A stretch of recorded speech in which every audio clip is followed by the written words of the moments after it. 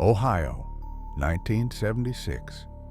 Circleville was a picture-perfect small town. Tidy lawns, pastel houses, kids riding bikes on quiet streets. Neighbors greeted each other warmly, but beneath the calm surface, something sinister was about to stir. One envelope would unravel the town's sense of security forever. It began with a single envelope, plain and unassuming. No return address. Inside, letters cut from magazines assembled into sharp, accusatory words. The message was chilling, deliberate. A stranger knew too much. The first target was Mary Gillespie, a school bus driver known and liked by everyone. The letter accused her of an affair with the local superintendent. The words burned with accusation, yet Mary swore they were lies. The letter demanded she stop, or the secret would be revealed to the town. Mary felt the weight of the threat, but tried to ignore it. Deep down, she knew someone was watching, someone who wanted to control, intimidate, and terrorize. Soon, Ron Gillespie, her husband, received his own letter. Its tone was colder, sharper. End your wife's affair or face death. Panic crept into their home, a creeping shadow that no one could explain. As the letter spread, more residents were drawn into the web of fear. Each envelope revealed private secrets, details only someone inside the town could know. Rumors spread like wildfire. Trust evaporated. Panic settled over Circleville like a fog. Friends turned suspicious. Families argued. The once close community became a town of whispers, glances, and unspoken fear. Everyone felt the presence of the invisible writer. On August 19, 1977, Ron Gillespie answered the phone at home. The voice on the other end was calm, familiar, almost intimate. Moments later, he grabbed his gun, a sense of urgency in his eyes, and drove off into the night. Minutes later, his truck was found crashed into a tree. Ron was dead. The sheriff called it an accident, yet evidence showed a single gunshot had been fired inside the truck. Was it suicide or something far darker? The letters didn't stop. Soon, they accused the sheriff himself of covering up a crime. Fear now touched even those sworn to protect the town. Everyone realized no one was safe. Years passed. Then one day, Mary Gillespie spotted a cruel sign on her bus route, a vile message aimed at her daughter. The sense of dread she thought she'd left behind returned with a vengeance.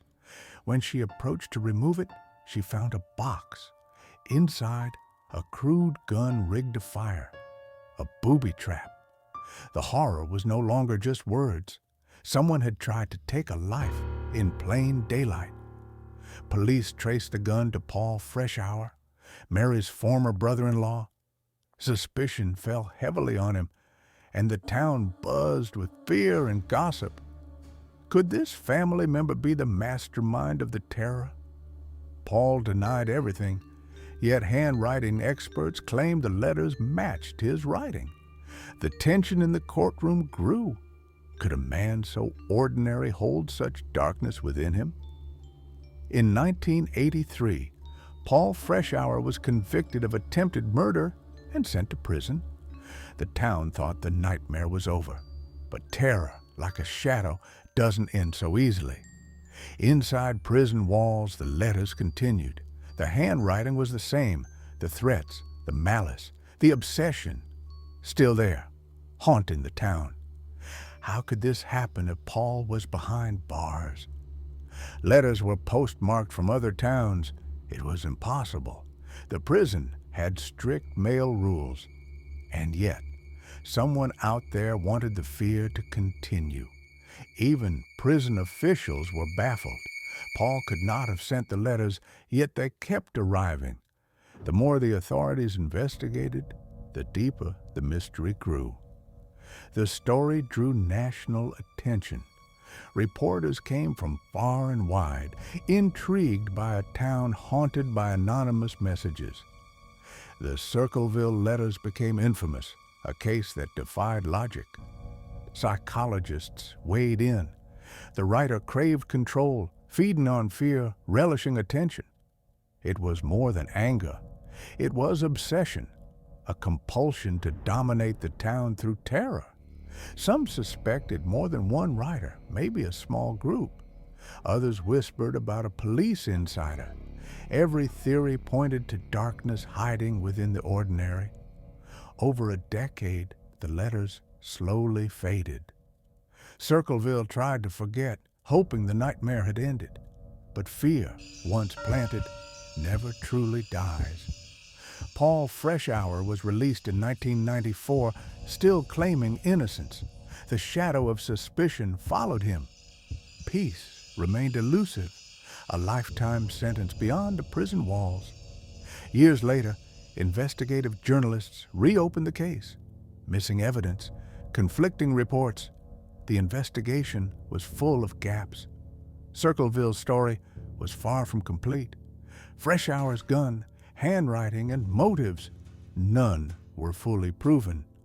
Was he guilty or a scapegoat for a terror that no one could catch? The truth remained shrouded.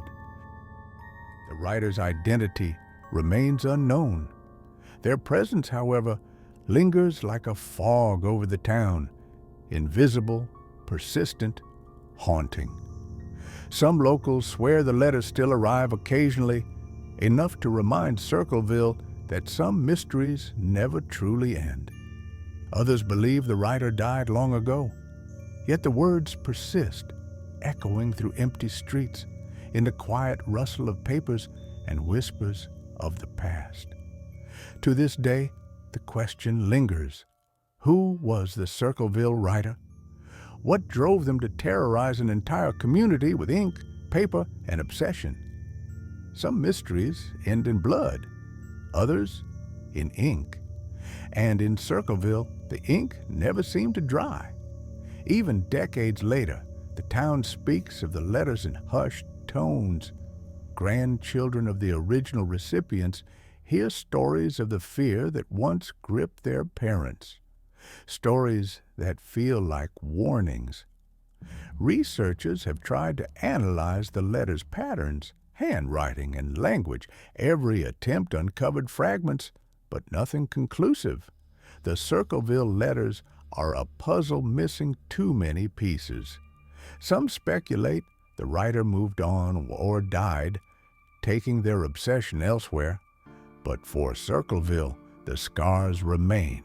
Fear, suspicion, and paranoia became woven into its history. The letters remind us that terror doesn't always come with a face.